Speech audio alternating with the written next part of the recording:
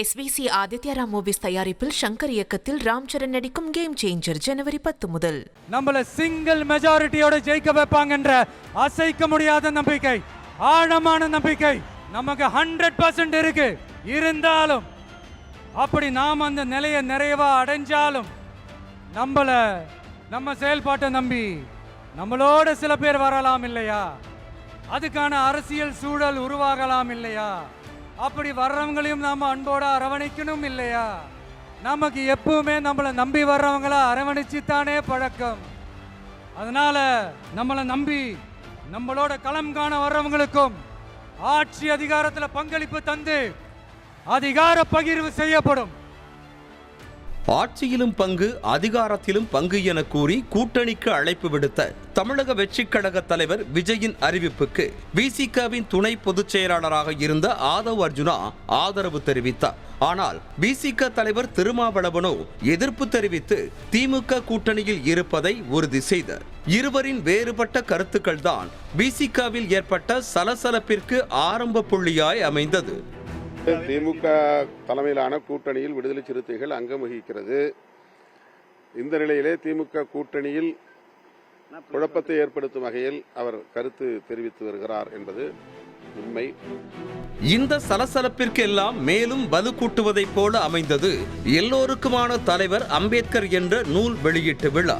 விஜயுடன் இந்த விழாவில் பங்கேற்று பேசிய ஆதவ் அர்ஜுனா 2026 தமிழ்நாட்டில் மன்னராட்சியை ஒழிக்க வேண்டும் என்றும் பிறப்பால் ஒருவர் முதலமைச்சர் ஆகக்கூடாது என்றும் திமுகவை மறைமுகமாக விமர்சித்தார். பிறப்பால் அனைவரும் சமம் என்கின்ற கருத்தியலை அம்பேத்கர் உருவாக்கியதை போல இங்க பிறப்பால் ஒரு முதலமைச்சர் உருவாக்கப்படக்கூடாது.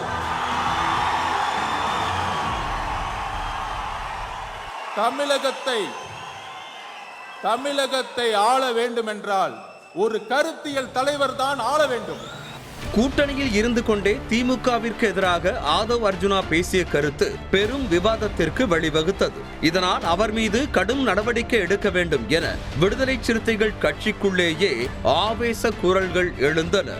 இதற்கிடையே விழா நடந்து 3 நாட்களுக்கு பின்னர் ஆதவ் அர்ஜுனாவை 6 மாதங்களுக்கு கட்சியில் இருந்து இடைநீக்கம் செய்தார் திருமாவளவன். கட்சி தலைமை மீதான நம்பகத்தன்மையையும் நன்மதிப்பையும் கேள்விக்குள்ளாக்குவதைப் போல ஆதவ் அர்ஜுனா நடந்து கொண்டதால் அவரை சஸ்பெண்ட் செய்திருப்பதாக திருமாவளவன் தெரிவித்தார். விடுதலை சிறுத்தைகளின் மீதான நம்பகத்தன்மையை நொறுக்கும் அளவுக்கு அது அமைந்துவிட்டது. ஆகவே உடனடியாக நடவடிக்கை எடுக்க வேண்டிய ஒரு தேவை எழுந்ததன் அடிப்படையில் பொதுச் செயலாளர்கள் உள்ளிட்ட முன்னணி தோழர்களோடு கலந்து பேசி முழுமையாக அனைவரின் ஒப்புதலோடும் கட்சியின் எதிர்காலத்தை கருத்தில் கொண்டு இந்த முடிவை நாங்கள் மேற்கொண்டிருக்கிறோம். சஸ்பெண்டிற்கு பிறகும் கூட திமுகவின் அழுத்தத்தால் தான் திருமா தன்னை இடைநீக்கம் செய்திருப்பதாக தொடர்ந்து குரல் எழுப்பினார் ஆதவ் அர்ஜுனா. இந்த நிலையில் ஞாயிற்றுக்கிழமை காலையில் செய்தியாளர்களை சந்தித்த திருமாவளவன் தொடர்ந்து முரண்பாடான கருத்துக்களை கூறி வரும் ஆதவ் அர்ஜுனாவுக்கு வேறு ஏதோ செயல் திட்டம் இருப்பது போல தோன்றுவதாக கூறியிருந்தார். இது போன்ற மறுபடியும் கான்ட்ரவர்ஷியலான கருத்தை சொல்லுவது என்பதே தவறு. அப்படி சொல்லக்கூடாது. அவர் மறுபடியும் இந்த கட்சியில் தொடர்ந்து இயங்கணும் அப்படின்னு அவர் நினைச்சிருந்தாருன்னா 6 மாதத்துக்கு அவர் அமைதியாக இருந்திருப்பார். ஆனால் மறுபடியும் அவர் முரண்பாடான கருத்துக்களை சொல்லுவது ஏதோ ஒரு செயல் திட்டம் அவருக்கு இருக்கிறது என்பதை நம்மால் உணர முடியும். இந்த நிலையில்தான் விசிகவில் இருந்து தான் முழுமையாக விலகுவதாக அறிவித்திருக்கிறார் ஆதவ் அர்ஜுனா.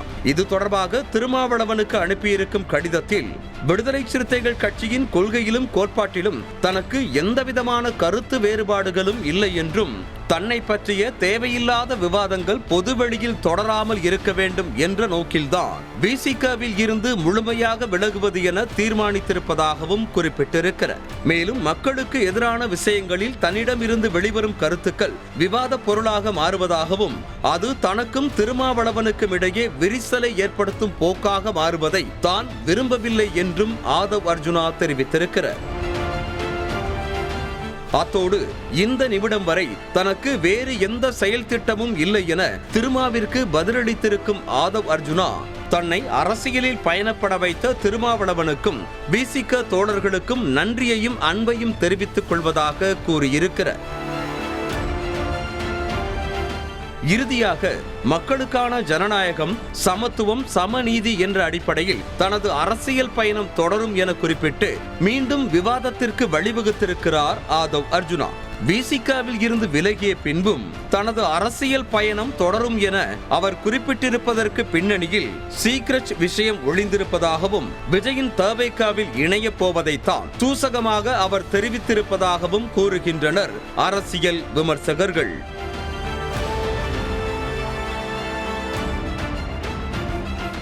இதற்கிடையே ஆதவ் அர்ஜுனாவின் விளக்கம் கட்சி நடைமுறைக்கு ஏற்புடையதாக இல்லை என விடுதலை சிறுத்தைகள் கட்சி தலைவர் திருமாவளவன் தெரிவித்திருக்கிறார். அவரை கட்சியிலிருந்து நீக்க வேண்டும் என்பதோ அல்லது கட்சியிலிருந்து அவர் வெளியேற வேண்டும் என்பதோ நம்முடைய நோக்கமில்லை. கட்சியின் நடைமுறைகளுக்கு கட்டுப்பட்டு அவர் இயங்க வேண்டும் என்பதுதான் அந்த இடைநீக்கம் நடவடிக்கையின் நோக்கமாகும். இடைநீக்கம் செய்யப்பட்ட அன்றே அவர் வெளியிட்ட அறிக்கை கட்சிக்கு எதிராக அல்லது தலைமைக்கு எதிராகத்தான் இருந்தது. அந்த விளக்கம் அவருடைய பார்வையில் சரியாக இருந்தாலும் கூட ஒரு கட்சியின் நடைமுறைக்கு ஏற்புடையதாக இல்லை. SVC ஆதித்யா மூவிஸ் தயாரிப்பில் சங்கர் இயக்கத்தில் ராம் சரண் நடிக்கும் கேம் சேஞ்சர் ஜனவரி 10 முதல்.